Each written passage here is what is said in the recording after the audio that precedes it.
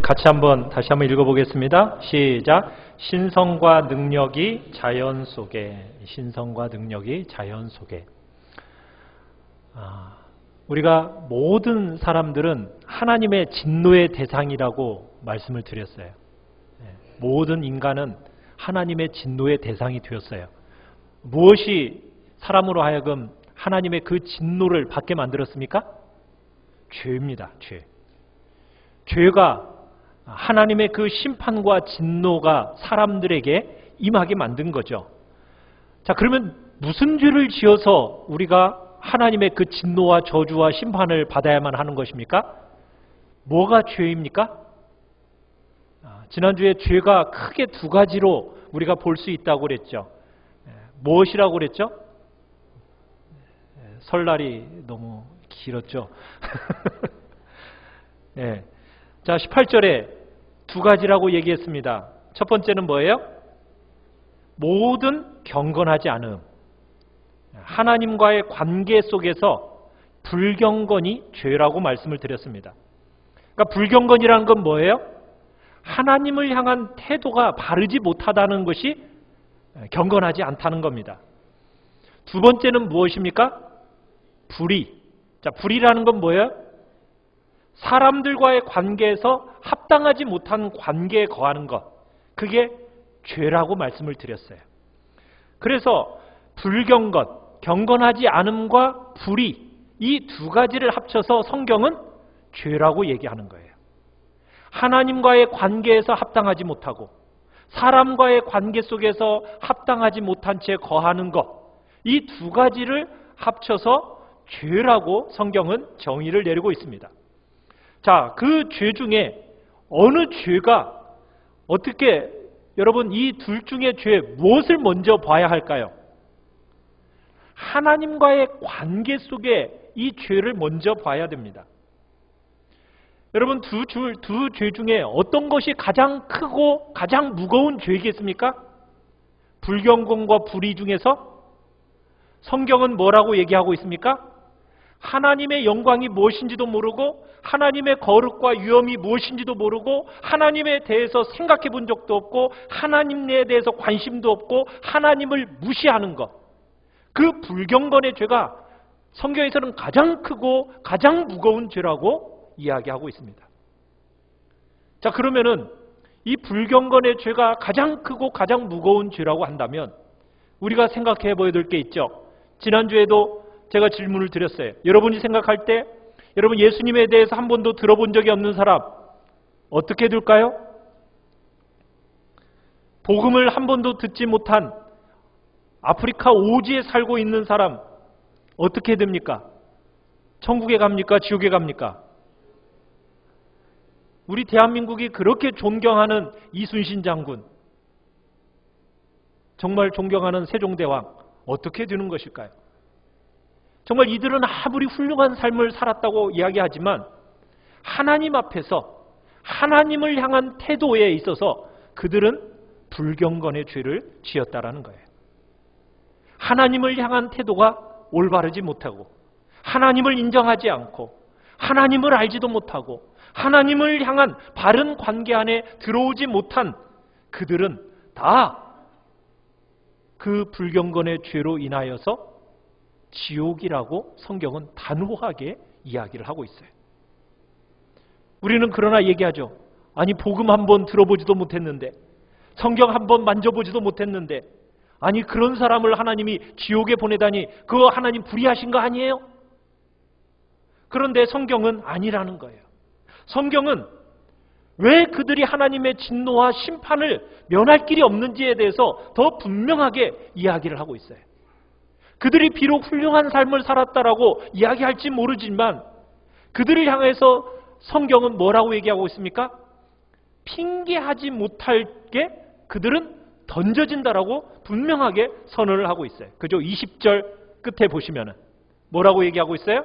그러므로 그들이 뭐하지 못할지니라? 핑계하지 못할지니라. 왜 핑계할 수가 없죠? 핑계할 수 없는 이유가 뭐라고 말씀을 드렸습니까? 두 가지가 이야기가 됐었죠. 하나님을 알만한 것을 그들에게 보여줬다는 거예요. 성경이 없고 교회가 없고 예수에 대한 복음이 그들에게 들려지지 않았는지는 모르겠지만 그들은 하나님은 그들에게 하나님을 알 수 있도록 분명하게 알려주셨다는 거예요. 그렇기 때문에 핑계치 못한다는 겁니다. 그렇기 때문에 하나님의 준엄한 심판과 하나님의 그 진노를 면할 길이 아무도 없다라고 분명하게 성경은 얘기하고 있는 거예요. 어떻게 하나님이 알려주셨어요? 두 가지로 알려주셨다고 얘기했죠? 자, 19절에 자, 첫 번째로 뭘 저희 속에 보여주셨다? 19절에 하나님을 알만한 것이 그들 속에 보임이라. 하나님을 알만한 것을 사람들 속에다가 하나님이 심어주셨대요. 보여주셨대요. 사람들 속에 하나님을 알만한 여러분 컴퓨터 내장 칩을 딱 꽂아주셨대요. 그래서 핑계할 수가 없다는 거예요. 사람들은 어머니의 모태로부터 태어나는 그 순간 사람들 속에 무엇이 있다고요? 하나님을 인식할 수 있는 기능이 그 속에 들어있다라고 이야기하고 있는 거예요. 그들이 비록 교회를 나오지 못했고 복음을 들어본 적도 없고 그렇지만 막연하게나마 하나님을 인식할 수 있는 신의식이 모든 사람들의 마음속에는 내장되어 있습니다. 두 번째, 20절에 무엇이라고 또 얘기하고 있어요? 자연과 만물 속에 뭐가 들어있다고요? 하나님을 알만한 것을 주셨다는 거예요. 자연과 만물 속에다 하나님을 인식할 수 있도록 하나님을 볼 수 있도록 하나님을 알 수 있도록 자연 속에다가 새겨 놓으셨다는 거예요. 하나님의 손길이 그 자연 속에 다 묻어 있다라는 거예요. 그 자연 만물 속에 하나님의 그 신성과 능력이 분명하게 하나님의 지문이 딱 찍혀 있기 때문에 뚜렷하게 확실히 알 수 있다는 거예요. 아무리 우둔하고 아무리 무식하고 아무리 둔한 사람이라도 할지라도요. 못 봤다고 모른다라고 구실을 내세울 수 없을 정도로 하나님이 자연 만물 속에다가 하나님의 그 손길을 분명하게 새겨 놓으셨다는 겁니다. 온 우주 안에 하나님의 빛이 충만하다라는 거예요. 그래서 하나님을 거부할래야 거부할 수가 없어요. 하나님을 모른다라고 고개를 돌릴래야 돌릴 수가 없도록 하나님께서 자연 만물 속에다가 분명하게 하나님을 새겨 놓으셨다는 거예요. 여러분 우리 인체 구조도 그렇습니다. 여러분 우리 인체 구조를 공부해 본 사람들이 얘기하는 게 뭐냐면 우리의 몸이 너무 신비스럽다라는 거예요.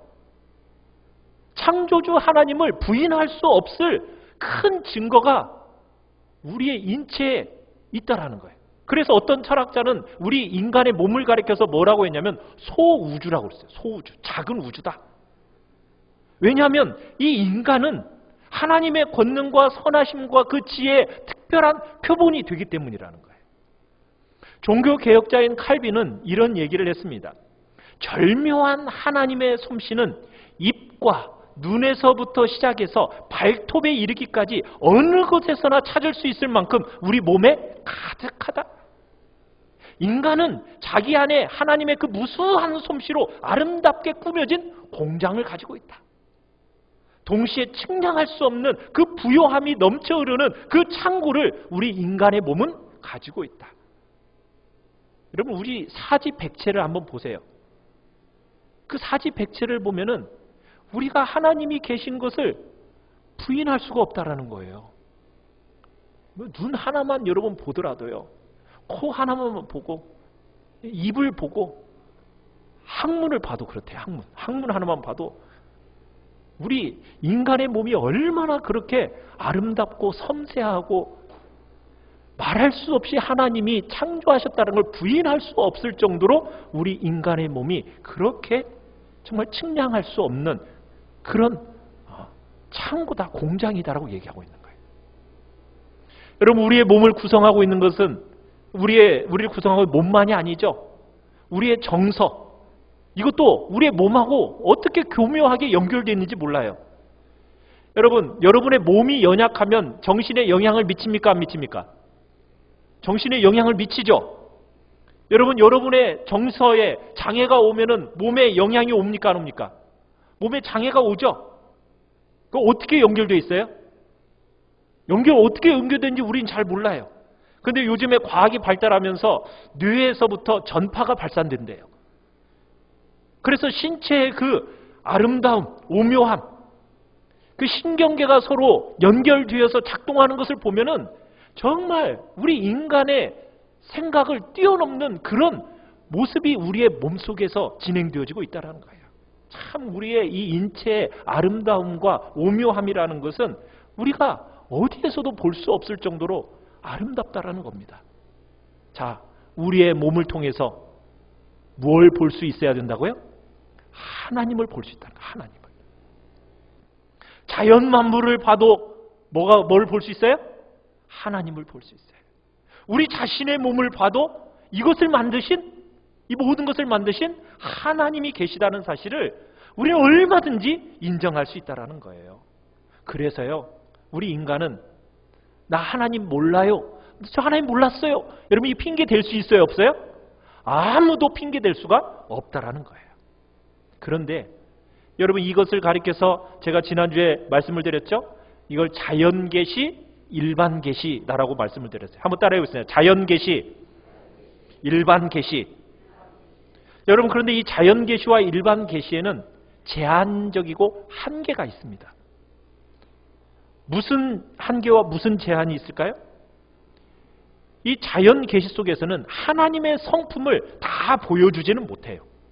특별히 우리 인간의 구원에 필요한 하나님의 성품을 이 자연계시가 보여주지는 못합니다. 여러분, 우리 인간이 구원받는 데 있어서 필요한 하나님의 성품이 뭐죠? 무슨 성품을 알아야 우리의 구원에 영향을 미칩니까? 하나님이 나를 사랑하신다. 하나님은 자비로우신 분이다. 하나님은 긍휼히 여기시는 분이다. 하나님은 우리를 용서하시는 분이다. 우리의 구원에 있어서 여러분, 이게 꼭 필요해요. 사랑이 필요하고 하나님의 자비와 긍휼과 하나님의 용서가 필요한데, 그런데 자연 계시를 통해서, 일반 계시를 통해서는 그걸 알 수 있어요? 없어요? 그것을 알지를 못해요. 아무리 우리가 자연을 연구하고 보아도요, 그 자연 계시 속에서는 하나님이 나를 사랑한다라는 것을 보여주지 못합니다. 그 하나님이 나를 사랑하신다라는 것은 언제 우리가 알 수 있어요? 성도가 되고 나서야 하나님이 나를 사랑하신다라는 것을 깨닫고 알게 됩니다. 그래서 자연계시, 일반계시에는 제한이 있다는 거예요. 자연계시, 일반계시로는 구원에 들어갈 수 있을까요? 없을까요? 없어요. 그래서 하나님이 우리에게 특별 계시를 주신 거예요. 여러분, 그 특별 계시가 무엇입니까? 일반 계시, 자연 계시는 바로 우리의 신의식과 우리의 몸과 자연 만물이라면, 하나님이 우리에게 주신, 정말 우리의 구원을 위하여 주신 특별 계시, 뭐죠? 뭐예요? 성경. 성경이 특별 계시입니다. 성경이. 하나님이 우리에게 특별하게 자신의 사랑과 우리를 향한 긍휼과 자비와 용서를 계시해 준 하나님의 유일한 책이 바로 성경이에요. 그렇지만 우리는 인정해야 될 건 인정해야 됩니다. 뭘 인정해야 되느냐면, 이 자연 계시는 너무 포괄적이고 압도적인 계시라는 것을 우리는 인정해야 돼요. 여러분이 눈을 들어 어디든지 보면은 다 자연 계시고 일반 계시예요. 왜? 아무도 핑계할 수 없을 만큼 하나님이 정말 계시다는 것을, 여러분, 하나님이 어마어마하게 광대하시다라는 것을 온 만물이 다 보여주고 있기 때문이에요. 우리 인체를 보더라도 알 수 있잖아요. 얼마나 오묘하고 얼마나 절묘하고 얼마나 신묘막측합니까? 그렇지 않으세요? 온 우주 만물도 신묘막측하고 광대하고 그 하나님의 영화로움이 어떠한지를 우리로 하여금 인식하도록 알게 도와주잖아요. 오늘 본문에서는 그것을 가리켜서 뭐라고 얘기했어요? 20절에 그의 영원하신 능력과 신성, 이렇게 얘기를 했어요. 그러니까 하나님의 절제되어 주심과 하나님의 말할 수 없는 그 권능과 능력과 존귀하심을 자연 계시를 통해서 우리에게 보여주고 계시는 겁니다. 그래서 사람으로 하여금 그분에게 합당하게, 존귀하게, 그리고 그분을 찬양하게, 그분을 인정하기에 충분한 계시가 자연 만물 속에 이미 다 들어있어요. 그걸 통해 보여주고 있는 거예요. 그래서 나 하나님 몰랐어요. 핑계 댈 수 있어요? 없어요? 아무도 핑계 댈 수 없어요. 그런데 왜 사람들은 그렇게 하나님이 우리 마음속에다도 심어주고 자연 만물 속에도 그렇게 하나님을 다 알 수 있도록 보여주셨는데도 불구하고 왜 하나님을 사람들이 모를까요? 왜 그럴까요? 이유가 뭘까요? 자, 우리 18절을 다시 한번 가봅시다. 18절. 자, 18절에 보시면 이렇게 시작을 하죠. 하나님의 진노가 불의로 진리를 막는 사람들의 모든 경건하지 않음과 불의에 대하여 하늘로부터 나타나나니. 자, 여러분, 진리를 무엇이 막는다고요? 불의로 막는다. 이렇게 표현을 하고 있어요. 하나님이 분명히 사람들에게 다 보여주셨는데, 여러분, 사람에게 분명히 보여주신 이 진리를 사람들이 어떻게 하고 있다고요? 불의로 어떻게 했다고요? 막는다는 거예요. 사람들이 모르기 때문에 못 믿는 게 아닙니다. 사람들이 다 보여주셔서 알아요. 그런데 사람들이 그 진리를 어떻게 하고 있다고요? 막고 있다는 거예요. 막고 있다는 거예요. 불의로 막고 있다는 거예요. 하나님의 그 진노와 심판과 형벌을 말할 때 여러분 몰라서 죄 짓는 게 아니에요. 사람들이 진리를 막아버리는 거예요. 이게 바로 사람들의 인생들의 실체입니다. 여기에 공경의 원인이 있어요. 불의로 진리를 막아버리는 거예요. 막는다는 얘기는 뭐냐면 억제한다. 막 튀어오르려는 것을 어떻게 해요? 막 용수철이 같이 막 튀어오르려고 하는 걸 어떻게 한다? 꽉 누른다. 억누른다. 잡아서 밑에서 막 잡아당긴다. 그러니까 하나님의 진리가 사람들에게 분명히 밝히 드러나 보이는데 어떻게 한다고요? 막 억눌러서 너 나오면 안 돼. 너 보이면 안 돼. 막 가만히 있어도 막 튀어나오는 것을 나오면 안 된다고 지금 억누르고 억제하고 막 끄집어 당긴다는 거예요. 잡아당긴다는 거예요. 그래서 진리를 막 막고 있다는 거예요. 여러분 이게 사람의 제일 중요한 죄의 뿌리예요. 여러분 사람이 왜 이 같은 일을 할까요? 사람은 모태로부터 태어나는 순간부터 죄를 가지고 태어나요. 그러다니까 우리는요 죄에 익숙한 거예요. 죄에 익숙하니까 죄를 너무 밥 먹듯이 너무 익숙하게 짓습니다. 죄를 너무나 좋아해요. 여러분의 자녀들, 손자, 손녀들에게 혹시 죄를 가르쳐 주시는 여기 할아버지, 할머니 혹시 부모님들 계십니까? 그런 분 없죠? 죄 가르쳐 줘서 아이들이 죄를 짓나요? 아니에요. 좋은 거 가르쳐 줘도 안 해요.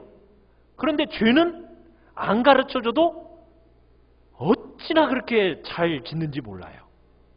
거짓말 가르쳐 줘 본 적 있으세요? 안 가르쳐줘도 너무너무 거짓말을 능숙하게 잘해요. 욕을 가르쳐 주시나요?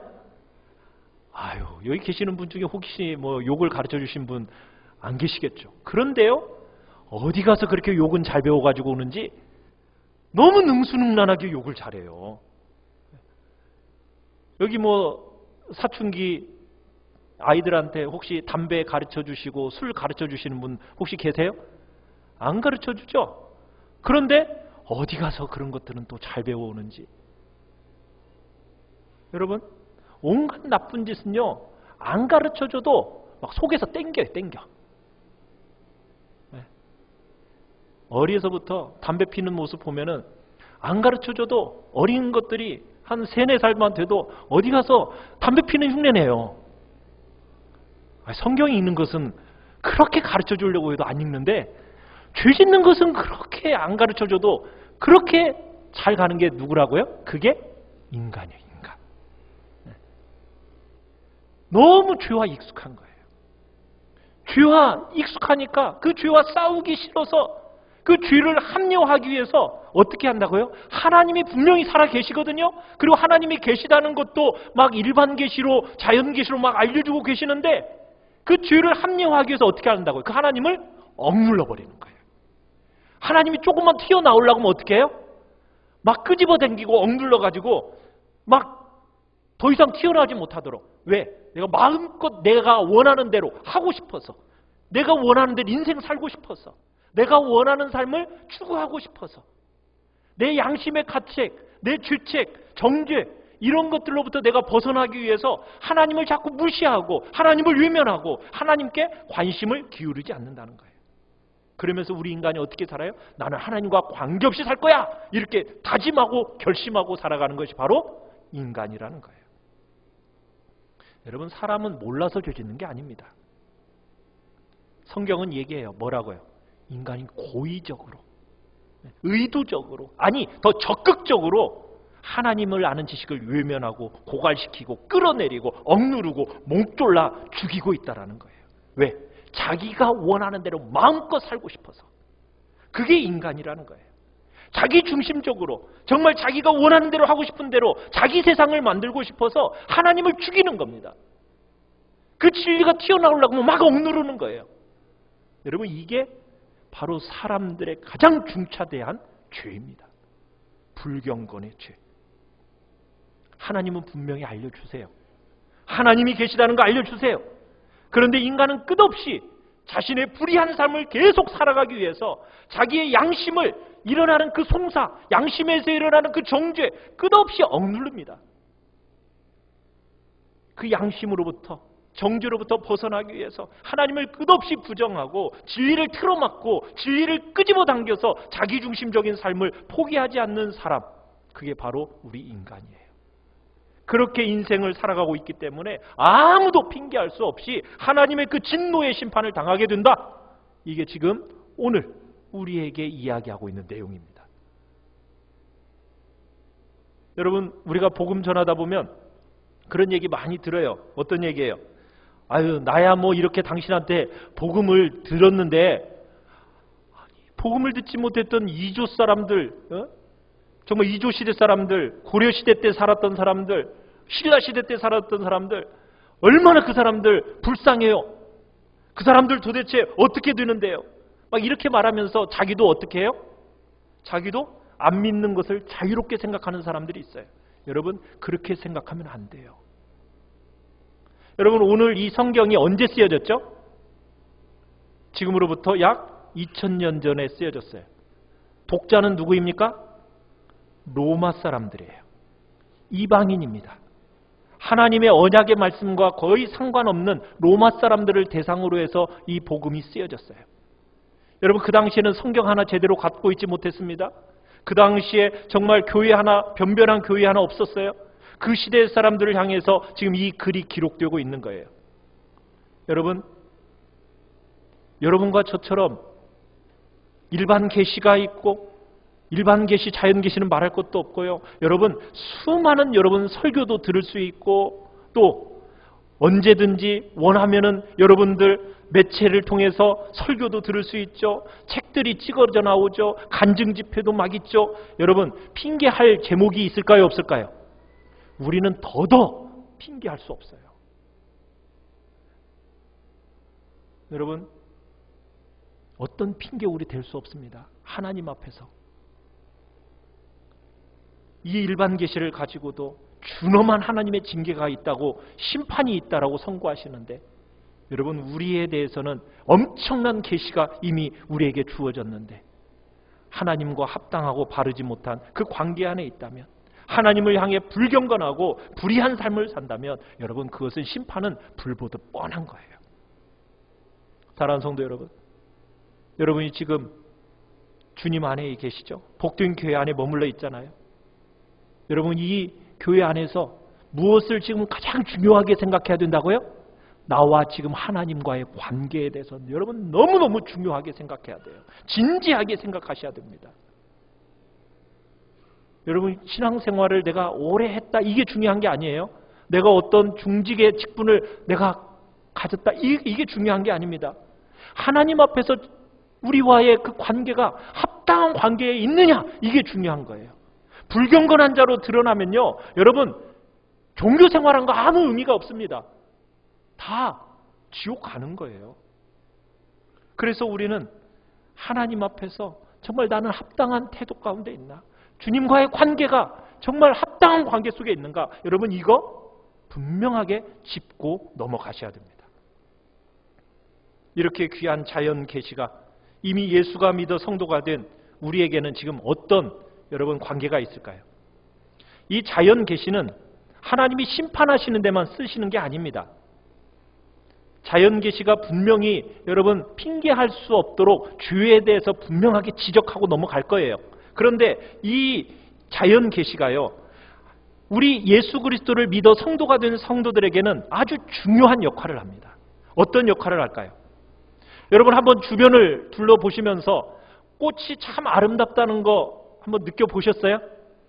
강의 아름다움, 자연의 아름다움, 산의 아름다움, 바다와 물, 별, 끝없는 그 아름다움을 바라보시고 또 사람들을 이렇게 특별히 아기들을 다 보면 참 오묘하고 참 신기해하지 않습니까?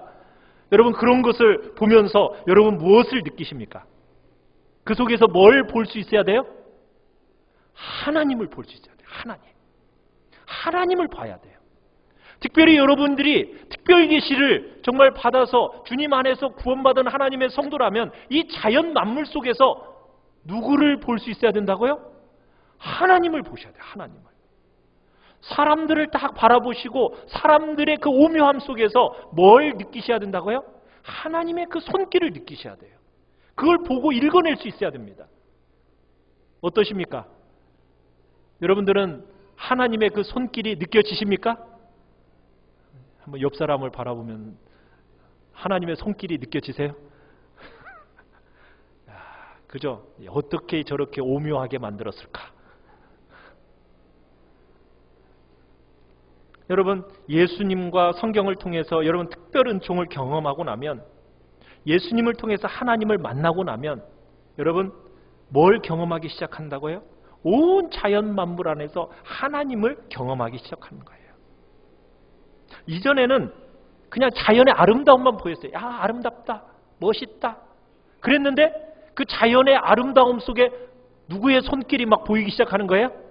하나님의 손길이 막 느껴지는 거예요.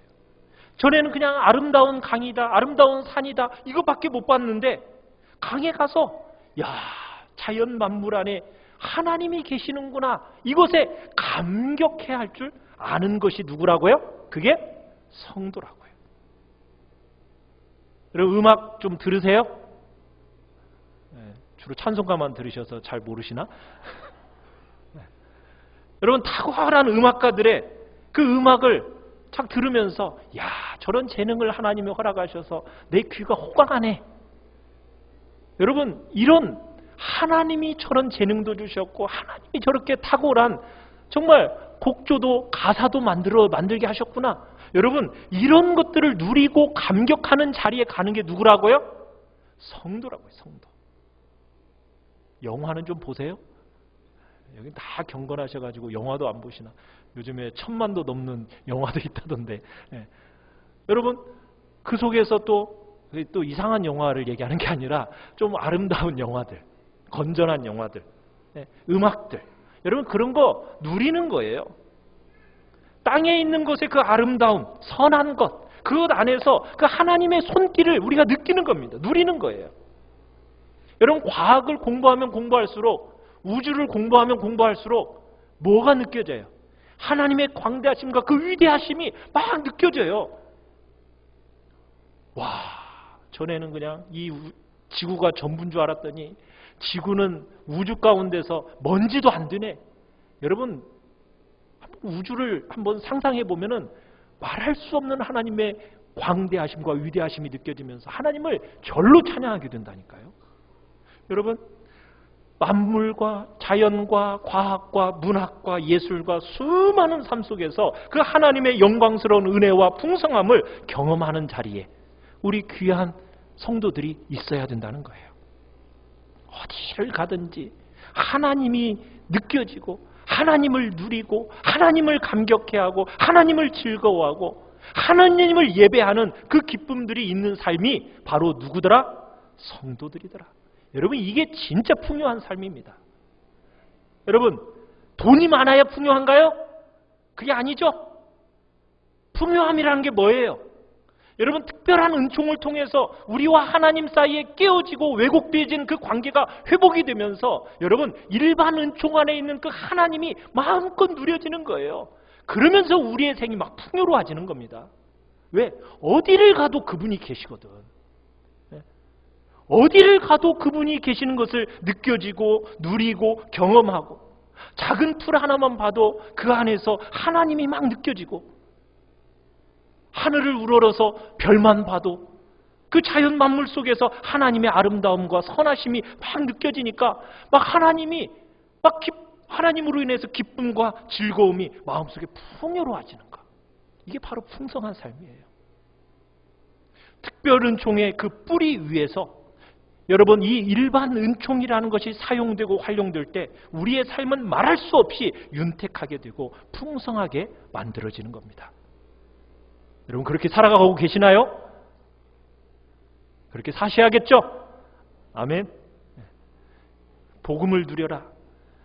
그렇게 말하니까는 그냥 또 젊은이들은 죄를 막 짓는 대로 가. 그랬더니 제가 가서 좀 음악도 좀 즐기세요. 그랬더니 그냥 실컷 노래방에 가가지고 노래방 가셔도 괜찮습니다. 그런 건전한 노래로. 여러분, 죄를 짓는 것이 복음을 누리는 건 아니에요. 복음을 누린다는 건 뭐예요? 온 자연 만물 속에 하나님의 그 또 다른 은총이 있다는 것을 누리는 거예요. 하나님께서 우리에게 주신 여러분 이 사랑스러운 만남들, 이 만남이 우연한 만남이었습니까? 아니죠. 하나님이 나를 이렇게 만나게 하셔서 맺어주시고 가정도 이루게 하시고 우리 사이에 이런 자녀들이 생기고 손자손녀들이 생긴다는 것을 여러분 보면서 막 하나님의 손길이 막 느껴지지 않으십니까?